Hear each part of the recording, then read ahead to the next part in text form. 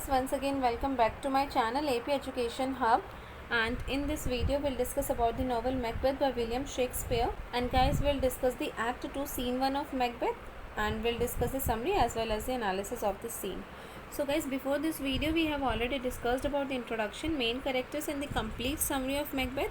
Also we have discussed the summary and analysis of the previous act and previous scenes. सो अगर आप लोगों ने वो सारी वीडियोस नहीं देखी हैं तो मैंने अपने चैनल पर एक प्लेलिस्ट क्रिएट कर रखी है बी ऑनर्स इंग्लिश। उसका लिंक मैं आप लोगों को डिस्क्रिप्शन बॉक्स में दे दूँगी, वहाँ जाकर आप सारी वीडियोस देख सकते हैं। So without any delay let discuss about this scene. So guys, this scene opens in the inner court of Macbeth castle where Banquo and his son Fleance present. So guys, ये जो scene है ये Macbeth के inner court में start होता है। Macbeth की castle का इनर जो एरिया है वहाँ पर स्टार्ट होता है।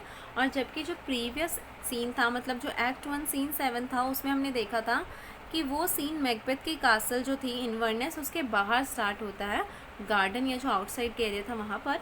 और ये सीन मैकबेथ की कासल के अंदर स्टार्ट होता है जहाँ पर बैंकी और उसका बेटा फ्लिएंसी होते हैं। So guys, both of them walk there and Fleance says that it's midnight and then Benke says that he is tired but he wishes to stay awake. So guys, देखो वहाँ पर बैंकी और उसका बेटा फ्लिएंसी होते हैं और वो दोनों ही वॉक कर रहे होते हैं। और फ्लिएंसी क्या कहता है कि अब मिडनाइट हो गई है, आधी रात हो गई है। तो बैंकी उसको क्या बोलता है, हाँ ही इज़ टायर्ड ऑल्सो, कि मतलब ठीक है आधी रात हो गई है और वो थका हुआ भी फील कर रहा है, बट फिर भी he wishes to stay awake, फिर भी वो जगा रहना चाहता है। So guys, then Macbeth enters. Banquo is surprised to see him and says that king is asleep and he had a dream about 3 witches. So guys देखो, ये बैंकी और फ्लिएंसी घूम ही रहे थे तो वहाँ पर आ जाता है इतने में मैकबेथ। और मैकबेथ को देखकर जो बैंकी है वो एक तरीके से सरप्राइज हो जाता है और वो कहता है कि जो किंग है वो तो सो रहे हैं और उसको जो 3 विचेस थी उसके बारे में कुछ सपना आया है। सो गाइज, जो बैंकी है वो जब 3 विचेस की बात यहाँ पर करता है ना, तो वो क्या कहता है, he says that 3 witches have revealed some truth to Macbeth. Here Macbeth says that he has not thought of them. तो गाइस देखो, बैंकी यहाँ पर मैकबेथ को क्या बोलता है कि उसको एक सपना आया, एक ड्रीम आया 3 विचेस के बारे में, और विचेस ने उसको बोला है कि उन्होंने कुछ ट्रुथ रिवील किया है मैकबेथ के सामने। और मैकबेथ यहाँ पर क्या कहता है कि उसने तो उन विचेस की प्रोफेसी के बारे में कुछ भी सोचा ही नहीं है उस दिन के बाद से, कि मतलब वो उन विचेस की प्रोफेसीज को सीरियसली ले ही नहीं रहा है। तो गाइस देखो, यहाँ पर मैकबेथ कितना झूठ बोल रहा है, ये आप देख सकते हैं कि मैकबेथ बैंकी से भी इस बारे में अब कोई बात डिस्कस नहीं करना चाहता है, क्योंकि विचेस ने प्रोफेसी की थी कि जो बैंकी के डिसेंडेंट्स होंगे वो आगे किंग बनेंगे।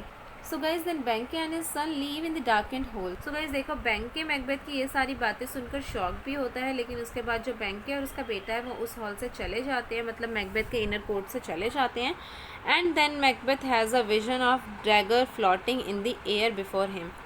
सो गाइज देखो, बैंकी और उसके बेटे के जाने के बाद मैकबेथ को ऐसा लगता है कि उसके सामने एक डैगर है और वो डैगर जो है वो हवा में तैर रहा है, उसके सामने वो डैगर हिल डुल रहा है। उसको ऐसा विजन दिखाई देता है कि मतलब उसकी आंखों का ये भ्रम होता है कि उसकी आंखों के सामने एक डैगर है और वो डैगर इधर से उधर उसकी आंखों के सामने घूम रहा है।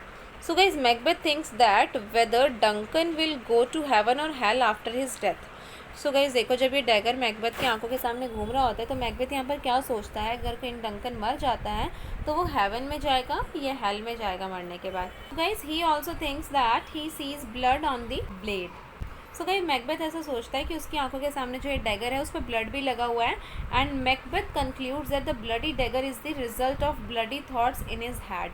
सो गाइस, यहाँ पर मैकबेथ क्या सोचता है कि जो ये ब्लडी डैगर इसकी आंखों के सामने घूम रहा है, मे बी ये उस चीज़ का रिजल्ट है जो ब्लडी थॉट्स उसके माइंड में चल रहे हैं, कि मतलब वो किंग डंकन का मर्डर करना चाहता है। सो डैगर जो है हम मर्डर के लिए कई बार यूज़ करते हैं। सो मैकबेथ यहाँ पर ये सोचता है कि जो ये डैगर उसकी आंखों के सामने है is the result of his bloody thoughts. So guys, the night around him seems thick with horror and witchcraft, but Macbeth resolves to do his bloody work. So guys देखो, जो ये रात है ये मतलब इस तरीके से हॉरर से भरी हुई मैकबेथ को फील होती है और वो विच क्राफ्ट के बारे में सोचता है, जो विचेस ने प्रोफेसी की थी उनके बारे में भी सोचता है। बट गाइस, इन सब बातों को मैकबेथ एक तरफ कर देता है and he resolves to do his bloody work कि मतलब हाँ वो जो काम करने आया वो काम करेगा, ऐसा मैकबेथ डिसाइड करता है। And guys then a bell rings which is the lady Macbeth signal that it's time to get into action. So guys यहाँ पर मैकबेथ जब ये डिसाइड करता है कि ठीक है जो ये डैगर इसके सामने घूम रहा है ये इसी कारण है बिकॉज उसके माइंड में ऐसे ब्लडी थॉट्स चल रहे हैं, बट वो इन सब चीज़ों को साइड करके ये सोचता है कि नहीं वो जो काम करने आया वो ये काम करेगा, कि मतलब वो किंग डंकन का मर्डर करने यहाँ पर आया है और वो किंग डंकन का मर्डर करेगा ही। सो गाइज उसके बाद एक बेल रिंग होती है, एक बेल बजती है। ये बेल जो है ये लेडी मैकबेथ ने बजाई है और ये एक सिग्नल है मैकबेथ के लिए कि हाँ जो तुम काम करने गए हो उस काम को कर दो, it's time to get into action, कि बेल के बजते ही मैकबेथ को मर्डर करने के लिए रेडी हो जाना है। ये लेडी मैकबेथ ने इसीलिए उसको एक सिग्नल दिया था। So guys this scene ends here. जो ये एक्ट 2 सीन 1 है मैकबेथ का ये यहीं पर ख़त्म हो जाता है and very soon will discuss about the remaining acts.